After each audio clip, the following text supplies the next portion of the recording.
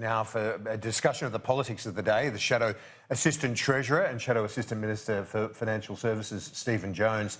Thanks so much for your time. Let's start with the HILDA report, the Housing Income Data study, which basically looks across decades. And this shows that 8 years ago, households on a median income were better off than they are today. Yeah, that's right. There's been a 10% increase in poverty.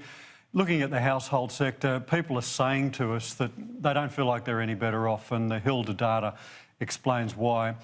When you look at if you put together the picture around workforce and what's going there, it's quite clear Australians are spending longer getting to work, they're spending longer at work, and they're taking less home. So they're hardly flying. It must be frustrating even more now that the election was lost in this context, because obviously people are feeling it if their real incomes have declined across the last decade. Yeah, look, this is a real challenge for the government because they haven't got a policy which is going to turn things around. There's no wages policy.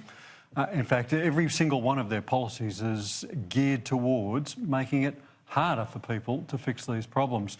You know, spending longer getting to work, spending longer at work and taking less home is not a recipe for a strong economy. One of the interesting things I found of this survey, which is really quite comprehensive, 17,000 people, was that it's not making the case for compulsory superannuation. They're saying 30% of people who the 30% of people who are on the aged pension, they rely on that for 90% of their household income, that superannuation isn't helping them.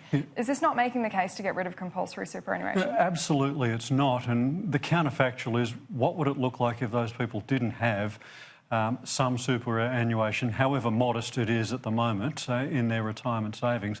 They would be well and truly below the poverty line. That's the counterfactual. And I think what we're looking at here is we've got a long tail of people. When you entered the workforce, you had compulsory superannuation probably approaching 9%. But the people who are retiring today and the people who have been retiring over the footprint of this survey probably had very modest contributions over the course of their working life, somewhere between 4%, 5% and 6%. So we've got a long tail to work through. It would be exactly the wrong response if we said what we've got to do is axe compulsory superannuation or wind back the legislated increase. The author of the HILDA report is making that very case. He's saying that there's no argument to increase it to 12%, given the data that Annalise pointed out. Yeah, respectfully disagree. Like I said, the counterfactual is these people would be worse off in their retirement because they would have had no savings. They'd be better off, they'd have a better standard of living while they're still earning money. It's back in their pocket, and then they can put that into things like a home or paying for power bills and things that are really essential. Yeah, look, I actually don't agree with that. And if you look at what's happened, particularly over the last 5 years, where superannuation contributions have been frozen at 9.5%, we haven't seen wages going through the roof over that period of time. And if you look at the legislated increase, very modest indeed, 2.5% kicking in from 2021, very modest increases, less than the annual rate of wage increase that the government itself expects. So I think anyone who's saying we should freeze or stop wage increases, what we're going to see is people not only won't get the superannuation increases, but they'll get no further increases in their wages as well. And that's not a recipe for working Australians. That's certainly not a recipe for turning around flagging household spending. So what's the key beyond the retirement income to boost household income, to boost productivity and to boost the share of company profits going to people's pay packets? Yeah, immediately, workers need a wage rise. Australia needs a wage rise, and every leading economist is saying that wages are flat. The only way that we're going to get a stimulus to household spending is if we get more money into people's pockets. We need a wages strategy from this government. We simply don't have one. On productivity, we've got to be looking at the rate of capital accumulation. The fact that we don't have enough businesses starting up, we don't have enough investment in productivity enhancing technology. We've basically flatlined in those areas. We shouldn't be looking to the tide ways of just cutting into workers' wages and conditions. We need to be looking at the things that are really going to boost productivity from a governmental point of view, or wages policy, plus an infrastructure policy. When you talk about a wages policy, what do you mean? Because the vast bulk of wages are set by the private sector. Yeah, look, the government has got a role to play in this. The government is a big employer in and of its own right. So it can be leading by example. The government is a very influential contributor to national wage case decisions of the Fair Work Commission. They can be sending very clear messages and through all of the levers that they have to pull down on to say Australia needs a pay rise. This is what it should look like. We're going to lead by providing that to our own workers, and we think the rest of the economy should be following suit. Now, Labor's been quite concertedly pushing the case for enacting the Banking Royal Commission recommendations and accusing the government of delaying it.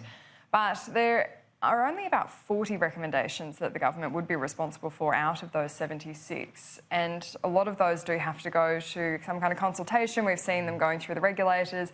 So is this not good news that they've managed to put through the unfair contract provisions for insurance this week? Oh, look, poor old Josh Frydenberg. Look, he struggled to get to 5 when questioned on this in question time yesterday. 76 recommendations. And you know, he wants a pat on the back today because he's going to introduce a bill that could have been done before the last election to introduce, to include unfair contracts into insurance's contracts. Frankly, there are 15 recommendations in the chapter on insurance. He's going to move on one of them. It's 176 days today since the Royal Commission handed down its report. He's moving on one in the insurance chapter, 5 across all of the recommendations. Frankly, the government's dragging its feet, and Labor will be keeping them to account on each and every one of those recommendations. Well, there's some of them that they won't adopt it quite clearly. The mortgage broker recommendations, they've already indicated they're not going to That's one. That's one. That leaves us another 75. More than one. Sure. But I mean, in that context, though, there are going to be some that they won't be adopting Commissioner Haynes' Let's go to some of the specifics. We're talking about insurance. They're going to move on one of the 15 recommendations. It would have been pretty simple for them to introduce a bill last week or this week to make hawking of insurance products illegal. The Commission recommended it. The government said that they would implement it. Labor introduced a private member's bill on it.